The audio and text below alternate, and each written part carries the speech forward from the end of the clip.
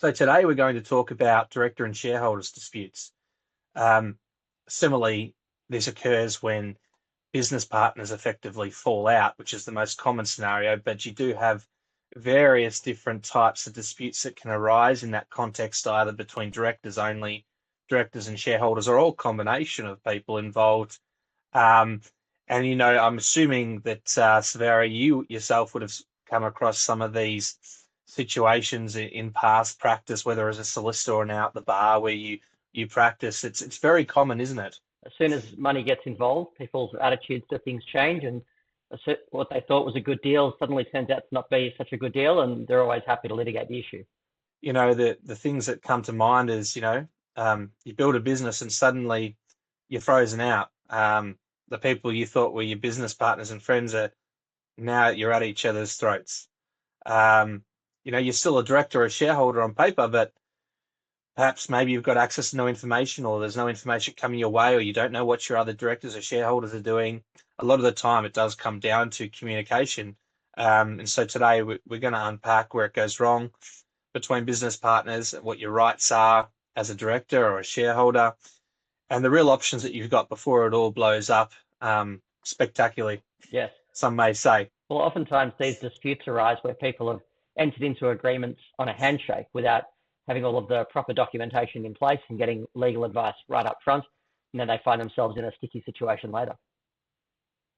Having proper agreements in place, like shareholders agreements, directors agreements, or combination of those two, like hybrid agreements, not just having them in place, but having them drafted by someone who knows how to draft those agreements and tailoring them to your business and your circumstances, and roundtable discussions where people can actually get together and really nut out what are the key terms and conditions that's going to govern the relationship.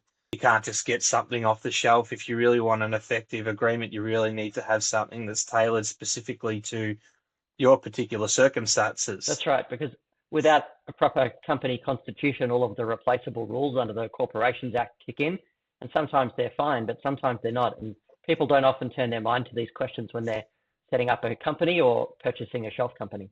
So look, I think let's start from the beginning. How do these disputes usually start? It's rarely one big event. It's usually a build up.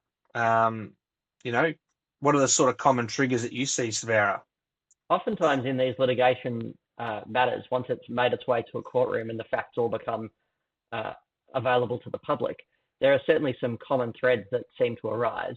And those common threads are shareholders who do not have the power that they thought that they had, directors who are seeking to exercise power that perhaps they ought not or might not necessarily have the power to do, or even just exercising power that they legitimately have, but in an unfair way. And the consequence of which is that the other side feels hard done by. They get legal advice. They realize that there are various statutory remedies available to them under the Corporations Act. There's also remedies, of course, under the general law, but generally it's the statutory remedies that people go to first. And so once they get that legal advice and they realize that there are actions that they can take, then nasty letters get sent and nasty responses get received, and one thing leads to another, and the next thing is everybody's giving evidence in a court. Yeah, and I think that, once it gets to that stage, it's usually a little bit too late, but you can still mediate. And, Indeed. we see often, well, the triggers that I often see that are really common are, number one, one director feeling that they're doing all the work or more work. This is probably the number one cause of disputes. The next number two thing that we see very frequently is disagreements about money being taken out of the company. What's it for? Is it being used properly? Third, we see is family relationships changing, separation, new partner, new spouse, influencing the director or the shareholder on certain things. That's also quite common. And fourth category that we see quite probably a little bit less frequently is like a silent shareholder, suddenly wanting more say or being shut out or feeling they don't have the same rights, not giving the same airtime, and wanting to sort of assert themselves and get involved. And sometimes that's in combination with family relationships as well. So those are the kind of things that I often see, which are the triggers that sort of onset the litigation before it starts. Wouldn't you agree? I think so. It reminds me actually of a recent case in the New South Wales Supreme Court. It's Lu and Fu, or Lu versus Fu, where there were three co-investors in a company called Three Brothers Properties. The three co-investors were Mr. Lu, Mr. Fu, and Mr. Chen.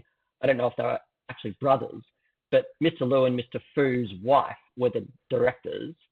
And in any case, each of the three brothers held a 33.3% interest in the company.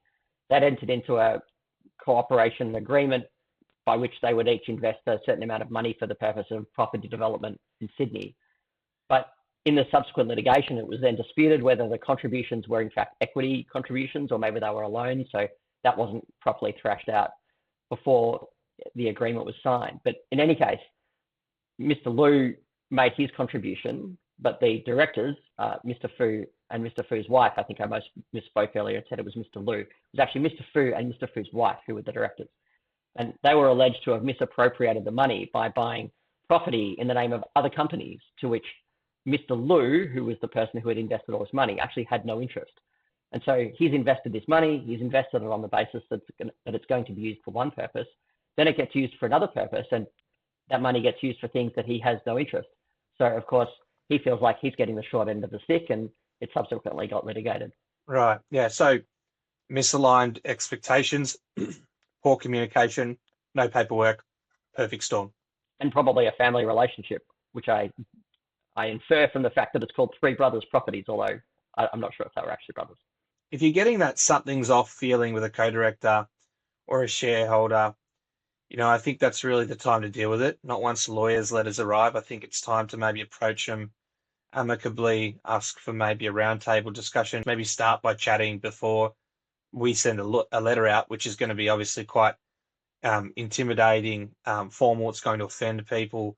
It's going to put them off. It's really going to cut that open communication that you've got, and then everyone's lawyered up. It's lawyer to lawyer, and you're incurring money, and then it could be a downward spiral from there. It could have all been solved had you just taken that initiative. I think that's right. Although I might just add that I think it's really important that when people start feeling like something is off, that they get legal advice early. And one of the reasons that I say that is because it's not necessarily about having rights and asserting those rights, but sometimes it's about properly understanding one's rights. And oftentimes that miscommunication can arise because one person thinks that they ought to have a right to something, and the other person correctly understands that they don't have a right to that thing. And just setting that expectation of, well, actually, no, I don't have that right to that thing, but I do have this right to this other thing.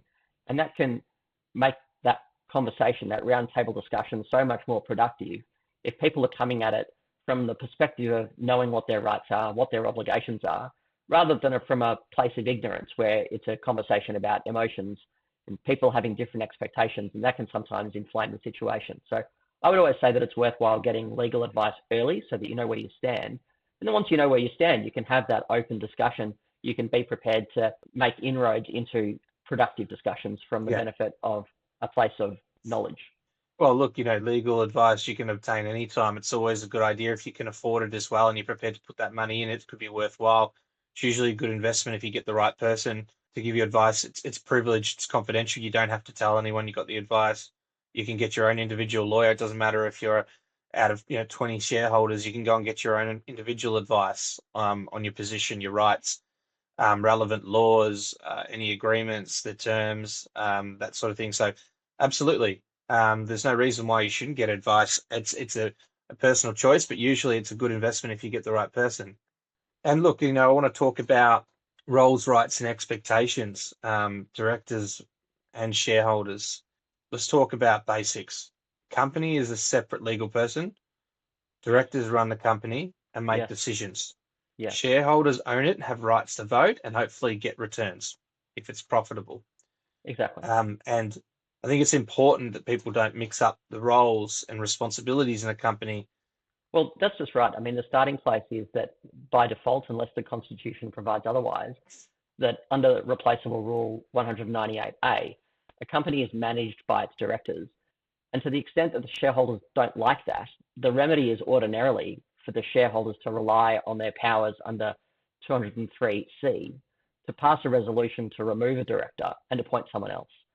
And so that's the starting place, which is that shareholders don't get the rights to make the day-to-day decisions in the company. Their rights are to appoint the directors of their choice based on usually a majority vote.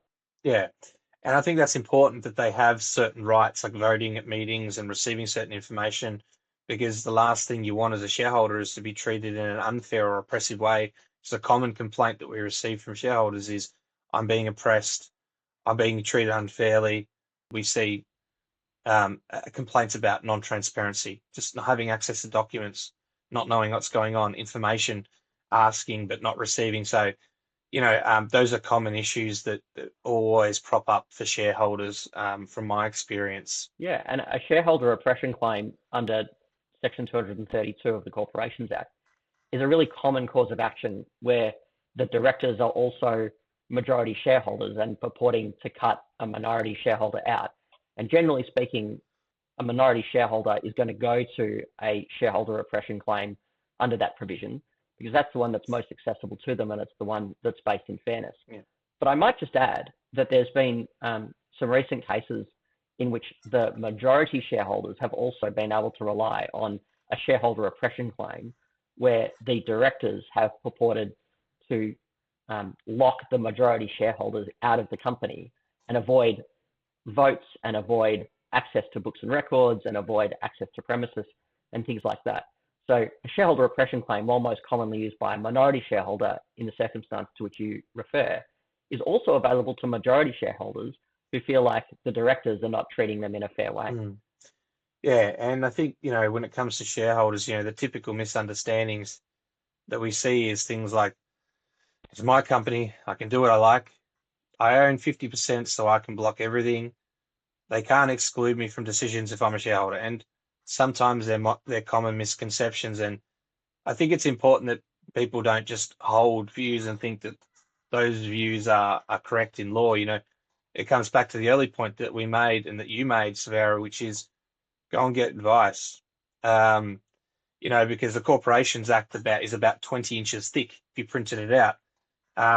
It's not exactly easy for someone who's not legally trained to understand and get through, let alone someone who's legally trained to get through. And look, I want to talk about something else now, which flows on from the last point you touched on earlier, which is what happens when it tips over into a dispute.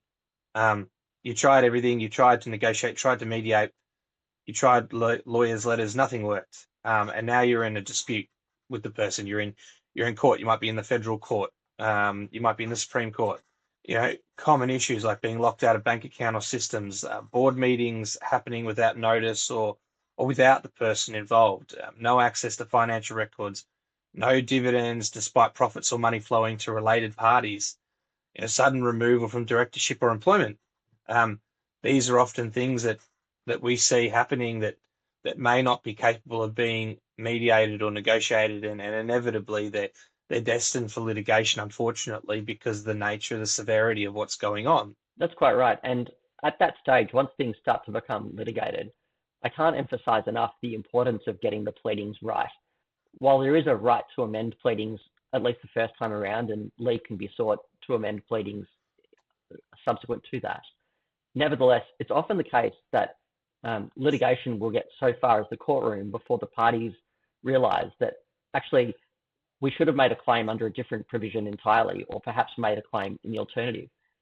Just by way of example, a proceeding could be brought on the basis of a procedural irregularity under Section 1322 of the Corporations Act, or it might be a statutory derivative action under Section 236, or a party might seek a statutory injunction under Section 1324, or a shareholder oppression claim, as I mentioned before, under Section 232. There's even an application to wind up a company under 461 if the company has ended up in a deadlock type situation. And it's really unfortunate when the parties get to the end of a litigative process and then realize, well, they brought this claim under Section 1324, but really, perhaps in hindsight, they ought to have brought a claim under Section 236, and that's now foreclosed to them because they never pled it. And so having good legal advice right at the start of the litigation process is really critical. That's right. Choose your causes of action wisely. Keep things simple. You don't need to plead everything under the sun. often you come to a lawyer, you've probably got maybe 10 or 20 even pathways you can go, different causes of action. But the one thing courts hate is when you start pleading everything under the sun. You don't need to. Your job as a lawyer is to find the best, simplest, fastest way forward, but the right one.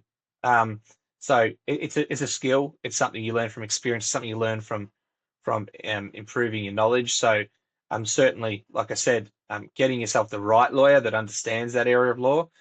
So I talk about looking at your lawyers and legal fees and investment. It's a difficult sell to give to people, but we've got to try because ultimately that's going to be what might end up saving them a lot more money down the line. That's quite right, and it's really unfortunate when clients end up in heated litigation that could have potentially been avoided by getting legal advice on the sunny days, rather than avoiding that expense and then suddenly finding that they now have to spend a whole lot of money dealing with a long, protracted litigation process that is not just expensive, but it's emotionally draining, and it distracts from the work that the parties are trying to engage in. If you've got directors who are engaged in litigation, well, they're unable to manage the company because their focus is elsewhere. And if you've got shareholders who are engaged in litigation, that means that their money is tied up in that investment that perhaps they ought to have taken it out and moved elsewhere, but now they can't because it's all tied up in this dispute. So that's why it is really an investment to make sure that one obtains the right legal advice at the right time, so as to not find these issues biting you in the butt later on. Yeah, that's when you need to say, this is now more than a personality clash. This is a legal dispute potentially, but try and recognize it early and prepare yourself as best you can, quietly, gathering your documents, your evidence, your information, your rights, your legal advice, have them all at hand, understand them. I remember recently that I had an issue with two directors in disputes about, you know, all sorts of things. The list went on. They were in business for about 10 years and they basically had just come to the point where they couldn't work together anymore. And there was actually a shareholders agreement in place because they were the shareholders as well. And it had buyout mechanisms. And effectively, one of the directors didn't want to follow that clause in the agreement. So we actually ended up having to bring it before the court. We ended up in the federal court, and effectively the court decided that the agreement was signed, it was agreed to. There's a lot of emphasis placed on people signing legal documents in the absence of any sort of capacity or disability issues, and the parties are going to be held to the contract and the agreement they signed. And in that situation, effectively, it was ordered that that the court would then make sure that the parties perform the agreement in accordance with its terms and conditions. So that was a really good result. And we got it done in a very short period of time. We actually applied to the court and then applied for summary judgment afterwards because there really was little to no prospects of success on the other side defending it. So that was a really good outcome. And that's the importance of not just commencing the case, but then assessing the case for interlocutory processes. So if you can bring the proceeding to an end early, you should do so. As a lawyer, you should give that advice to the client. Whether they want to invest in that or not is up to them, but certainly could be a fast way forward. I mean, that's a really good point that you raise, which is that it's one thing to have a legal right, but it's another thing to have a practical outcome from that legal right.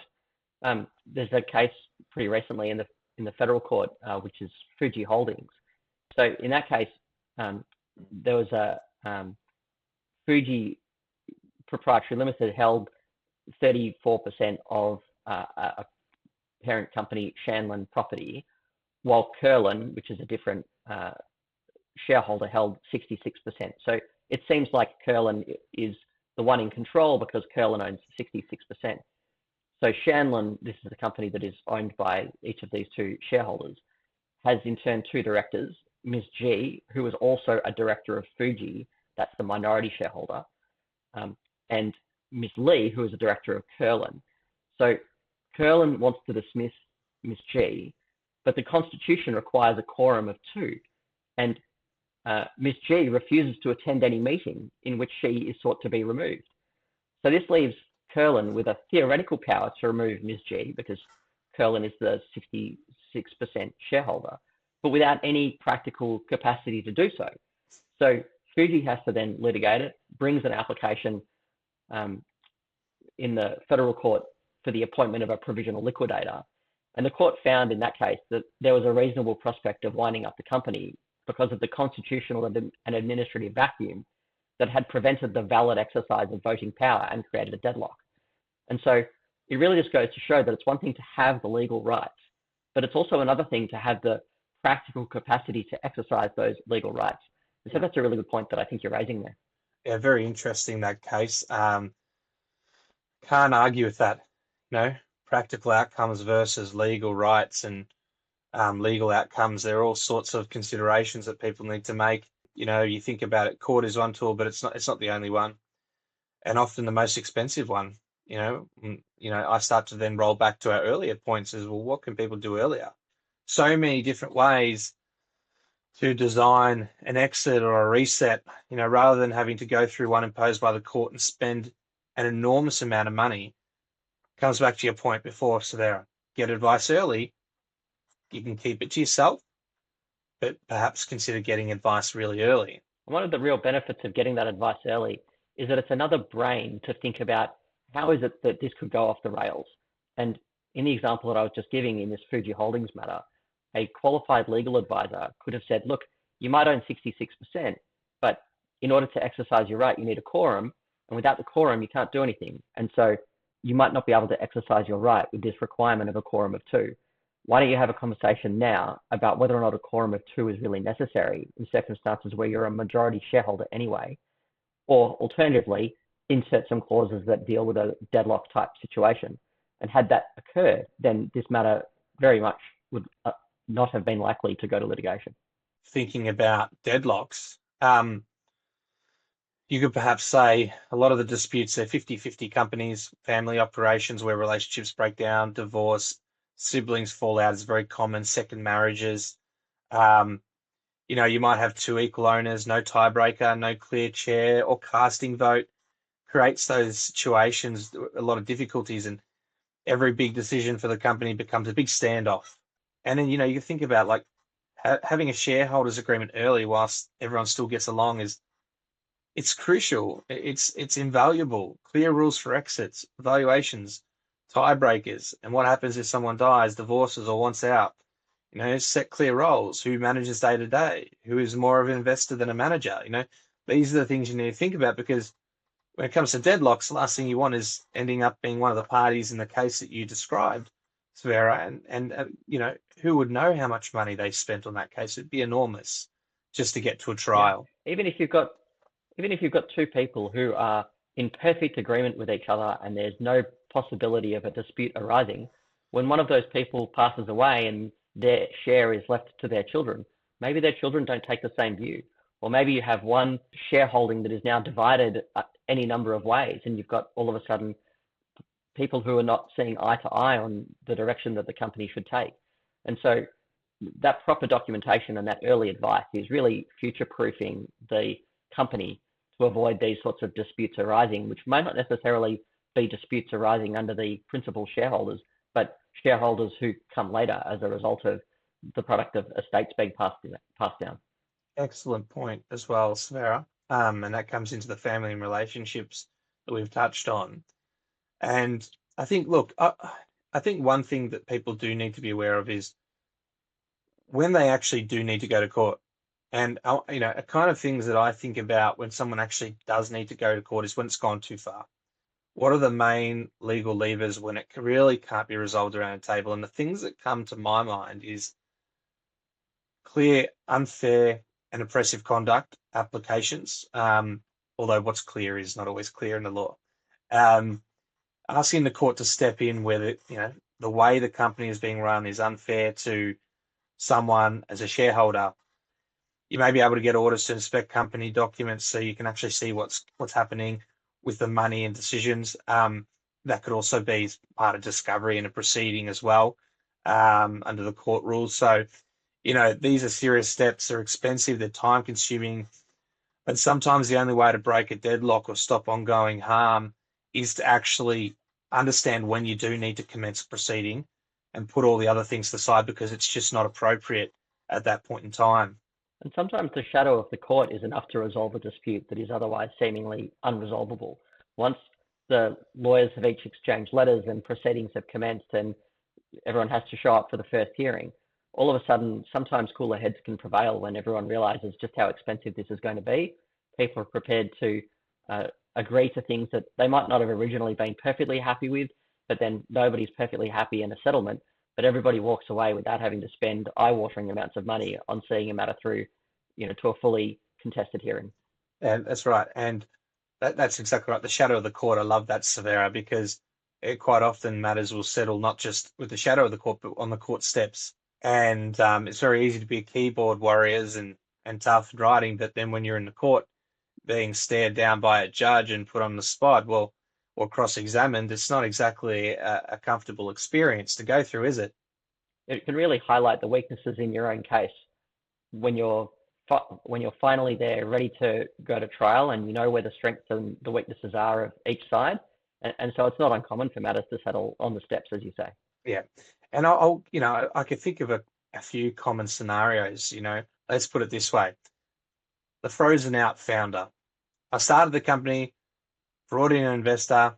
Now they've changed the locks. I'm off the bank account and I'm shut out of decisions. You know, what do? Check your legal status. Are you still a director? What shares do you hold? Get urgent advice about access to books and possible oppressive conduct. Maybe consider a buyout or court application if they refuse to engage. What are your thoughts? Well, it might also be necessary to bring an injunction early, because in that sort of situation where you're potentially frozen out, you don't know what's happening within the company. It could be that irreversible things are occurring within the company without your knowledge. And so an urgent interlocutory injunction can be a really useful first step to put a stop to any potential harm that might be about to befall the company. Yeah, I agree. And, I might think about something else like another scenario, the silent 30% shareholder. I own 30%, no dividends, no information. They keep hiring relatives at big salaries. What are the key points? My consideration is ask formally in writing for information and financial records, create a paper trail that you can use as evidence in the proceeding should you need. Keep everything polite, amicable. A well-known barrister that mentored me when I was young always said, whatever you write, pretend that it's going to be on the front page of the Herald Sun. I think that's right. And so go about it politely and amicably, because it may be for a judge's eyes in a court in due course. So, if you're therefore, if essentially stonewalled, explore maybe an oppression style application or negotiation for a buyout at fair value. Perhaps even just a letter asserting that and putting that on the table as a risk to them is enough for them to go get legal advice, bring a lawyer in and think about, well, let's maybe negotiate, because none of us really want to spend an excessive amount of money on litigation. We're happy to spend a little bit to get a good result and then move on with our lives, focus on our business, which is what people really want to do. So the final scenario I'm referring to is family, company, and divorce.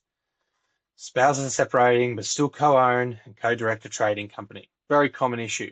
Can be resolved in various ways. The key points you need to think about from my perspective is consider interim governance arrangements, temporary independent director, accountant oversight. Look at whether one spouse buys the other out or the business is sold. Coordinate perhaps with family law advice, company dispute and family property settlement. They often need to move together, but they don't necessarily have to be brought in both jurisdictions at the same time. So perhaps getting a firm that maybe can give you advice on family and company law at the same time is often useful in those situations. I think that's right. We'll just close by summarizing it. Director and shareholders disputes are really about people as much as paperwork. The worst time to read your constitution or your shareholders agreement is during a fight. The best time is when everyone's still getting along and understanding your rights to your documents. If something feels unfair, or you're being shut out, don't sit on it for a year. Get advice early, understand your options. That doesn't mean you're going nuclear or you're going crazy or overboard. It just means you're informed. And look, business is business at the end of the day. And people understand, because everyone's going to protect their own position as best they can. Exactly right. The time to read the Constitution and the time to make amendments is during the sunny days, because once it becomes a litigious matter, everyone's just going to go into their respective corners and depend entirely on the legal rights that they say that they have under the relevant constitution. And these are issues that could have been addressed well in advance. The amendments could have been put in place to make sure that everybody was happy with it, that everybody had thought about how things could go when they go well, how things could go when they go less well, and make sure that everything's as squared away as it possibly can be before anything arises that might necessitate the parties getting into some kind of dispute. Thank you for that. I totally agree and concur. And I'd just like to say thank you so much for coming on today, Severa. It's been fantastic having you. It's You're most welcome. been an amazing experience briefing you. And I'd like to say I highly recommend and commend you as counsel. For anyone out there listening, you're one of my all-time favorites. I think we're going to be in the game for a long time together. It's very kind of you. Thank you. So You're my all-time favorite instructing solicitor. Oh, thank you very much. You're making me blush now. All right. Thank you so much. All the best. Have a great day.